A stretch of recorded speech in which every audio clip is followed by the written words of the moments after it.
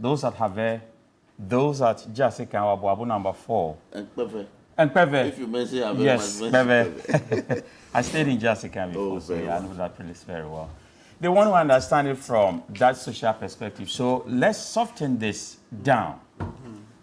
When you have money stolen, and you can't tell us the source of that money, then two speculations can come in here. Either you have stolen the money yourself, or you won the lottery, or it's drug money. So let's establish that fact, because I'm going to do deductive and deductive analysis here. Money has been stolen. I was surprised to see that the media is talking about the names of those individuals. That also bothers on ethics. Because you talked about the juvenile issue, but mentioning the names of those who have stolen items and it's at the court borders on ethics as well, media ethics. Well, but I mean, let's establish this, that these names actually only came up into the public domain after this particular juvenile. Yes, I understand that, but I'm saying that the media should not waste time talking about the names. But let's talk about the context of what they've done. The substance that they have stolen. I think the substance has been established beyond the name that I've been mentioned. I wanted to establish that fact. I think you in giving the basis for this case, I read specifically what all these persons that have been mentioned in this amended use the money that is stole for. So I understand that context, but I'm coming from the angle that let's talk about the context of they stole money. That's the bottom line. Now, it is not appropriate to steal money from your bosses. I think Honorable have already said that. But a public servant remains as such.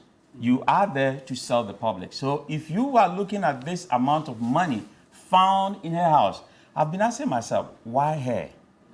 For the past month, people have been talking about this woman and everything, and can't we move on with other stories? But the reason why we can't move on is that there are many constructs to this story that every day new things keep coming. And when do we stop it? In the first place, the money that she was holding is more than enough to open a rural bank account. So a whole rural bank,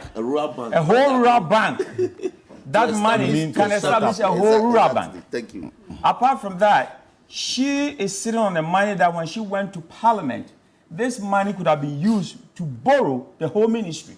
She could have borrowed the whole, I'm telling you. I am telling you this, my friend, go and check the number, the quantum of money. That money could have been used. She could have used the money. Remember Mobutu Sese Seko, remember him? Mbenga was a Benga.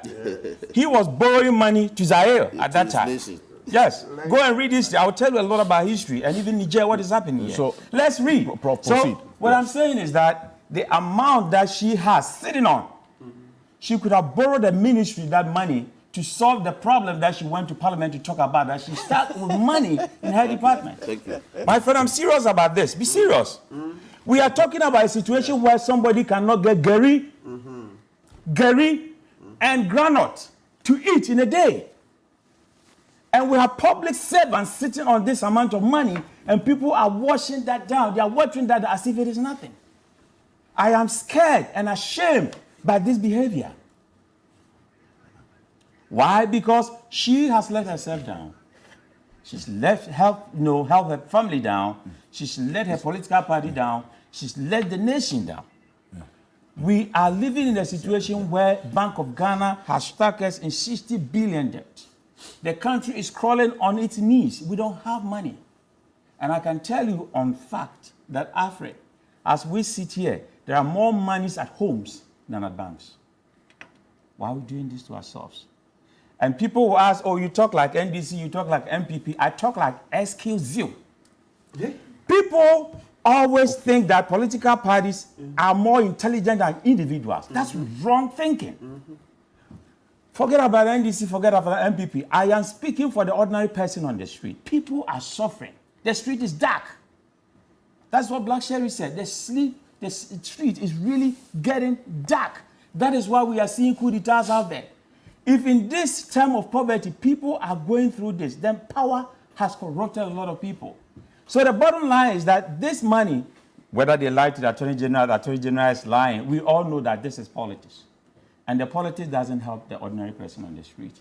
How do we get in the situation that public servants would not be keeping such money on themselves. I had some classmates of Madam Cecilia Dapa who spoke to me about what she's gone through her life. I didn't even know that she was once a secretary of Kwampiani, the former chief of staff. When Kojo Piani, when she wanted to, Kojo Piani wanted to stand for president, she was his personal secretary. Oh, okay. And there are a lot of things that she has done through her life. I also learned where she went to school, you know, and her classmates talking about what she's gone through personally in her personal life. So she's really served, you know. And to go through this, I've already said in many platforms that for a woman to put such amount of money in her house and can sleep comfortably, I'm surprised by that. Because research has shown that women are not that daring to be corrupt as men. So for her to be able to hold that kind of money and sleep comfortably, I'm surprised about that. But I went to Israel, and there's something that I saw.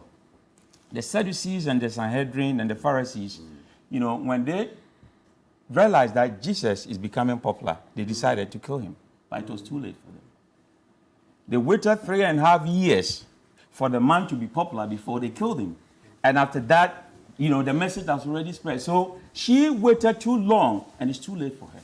You mean she waited too long to do what? She waited too long to declare the source of the money. So now, as we speak here, take the law out, take everything out. It's like thief man, thief man. The money, she has not declared the source yet. What is the source?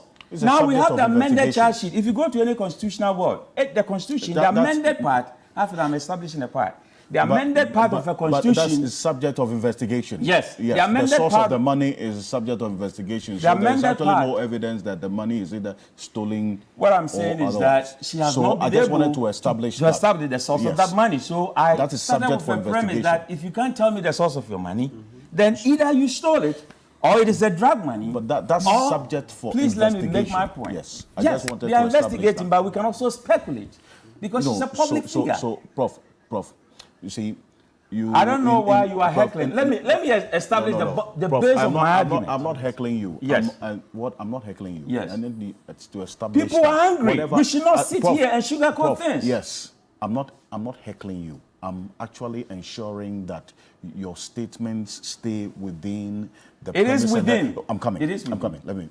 The premise and the brackets of the law, so that you yourself, you are flanked by lawyers. You yourself won't actually land yourself in trouble with the law for certain pronouncements. I'm coming. Okay. Certain things that you would say. I'm only telling you that one, what you are talking about is a subject for investigation. Yes. So if you are speculating, it should be within the remits of the law. I cannot say that because I can't establish the source of your wealth, because you haven't said it, then it means it's something that's stolen. So I just want you to be guided. I'm not heckling you. Okay. Are you with me? Thank you for that submission. Good. Yes. Yes. So under the law, if you find you something you can't account for, please. And that's what. That's the point that I was trying to make. Just. So it is the layman's perspective that I just wanted us to guide. You should understand where I'm coming from. At least you are guided. Okay. Yes. You are guided. So yes. Speaking law. I'm speaking law. So under all. the law, if we can't find the source of your income, then it's confiscated by the state because we don't know the source. Indeed. And that is what I'm saying. So I just want it to be guided. That's all. Yes. So thank you for the guidance. I really appreciate that on a Saturday morning when it is 8:04 a.m. All right. So the point is that the woman, it has been too late for her to tell her the source of that money. If she had come earlier to tell us that this is the source of my money, let's say it's my money that I say, because we are talking from the amendment sheet, the updated one. And even in Constitution, the amendment one supersedes the old one. So the new one is saying that the money belongs to her. And it came out after we had some media people saying that coming from the brother who was a chief and is deceased. Then the brother who died, wife, came and said, I didn't know my husband had that kind of money, so I'm coming for it. Then other people, even in US, sued for money laundering. When they realized that the case was escalating, then she came out to say that it is my money. Remember, about 2-3 weeks ago, we're sitting here, and I said that she should declare the source of that money quick. If it is the political party's money that they gave to you, tell the world. Because now you've resigned. You have nothing to lose again. So I am speaking for Madam Cecilia Dapa, her own image. That when integrity is lost, the whole country dies. You have worked so hard in politics to get to where you are. Unfortunately, this has happened. Somebody has stolen your money. You went to report about the money loss, and now you have become the victim because you are a public servant. That's not what she was expecting to happen. Complainant and accused. Complainant and accused. So now that we want to solve the problem, I am being empathetic to her that please come out and tell the world the source of the income. When you do that, most of these speculations about Attorney General, about the people speculating the source of the money, everything will come down. Right. Once you remain quiet about the source, because some media people have come out to say that it belongs to this, it belongs to that, which turn out not to be true. So if we are building this story on lies, then it's going to crumble one day. Because we can always poke the truth from the middle when we aim. So the lawyers can come in, individuals can come in, people have stolen money, but ultimately we need to know the source of this income. Once we get to know the source of it, then we can proceed with those who have stolen the money, why they stole the money, and then we can charge them and send them to court. No, that is my point. We don't find them under the law. Once you can't explain how you came into this world, so that's the bottom line. There'll be confiscation proceedings, so they'll be confiscating. Well, it didn't start today from Kwame Nkrumah. I am helping the woman, so people should understand that, you know, tell her the source of money so that they will not take your personal income. She's worked so hard. She's worked so hard in her personal life that she has at least accumulated some money. That has all been frozen now.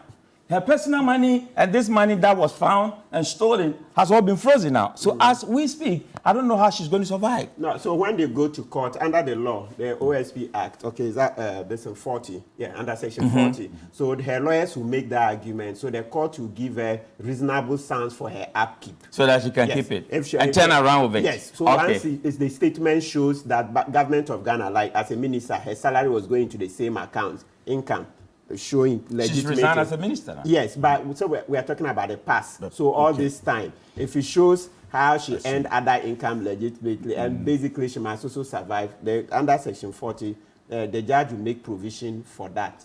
And then thank you. So Alfred, to conclude my point, never again should this happen to a public servant.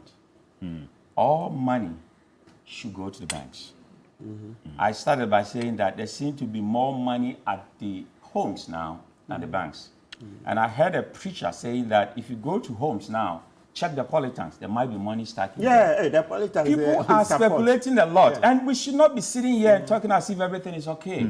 Yeah, the president should be going. The grassroots is suffering. I was surprised to see the president saying that she serves with integrity and everything. Your loyalty to a political party is different from your loyalty to the country. That is why me, in particular, I respect Mike Spence in U.S. more than Donald Trump.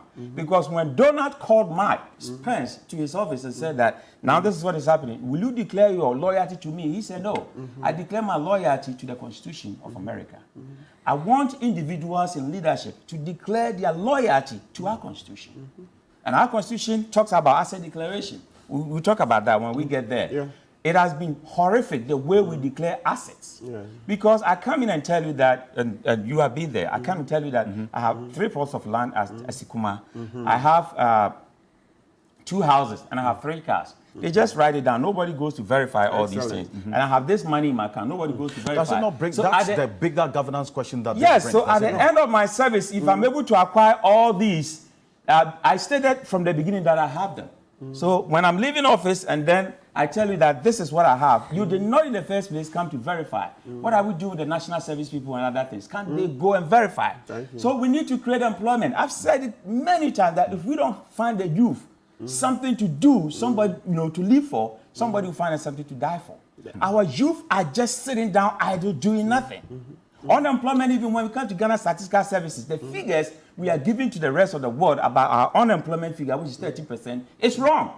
Unemployment is more than that in our system. The youth are just sitting down, doing nothing, smoking, drinking, doing nothing. And the leaders, because you can make a living, we all can make a living and decide not to speak. When I come here, I am pained because I've traveled all over the world. When I see that the youth who have great potential, you heard what happened to Dana Hamilton's husband. He said he was selling graphics on the street. He went just 6.5 miles away, 10,000 kilometers away to UK, and he's now a medical doctor. We are wasting human resources here. And leaders sit as if everything is comfortable. No, it's not. We should wake up, and and the youth should be angry enough to demand accountability from our leaders. We are talking about Nigeria here where the president, what is the name? Tinubu. Yeah. The only thing he can open is his mouth, not even his leg. And he's asking that our brothers and sisters should go and fight in Niger. We will get to that Niger Yes, matter. I am angry because our youth are angry. They are hungry. A common form, Thank you. people are hungry. A common group. Yes, on the street. The police, anytime I'm driving, they will Prof, a common form. People are suffering. Our leaders should not behave like everything is right in this country. We should rise up. That is what leadership is about. Rise up and be counted. We should be aware of the situation on the ground. It seems we are not aware. We should be aware.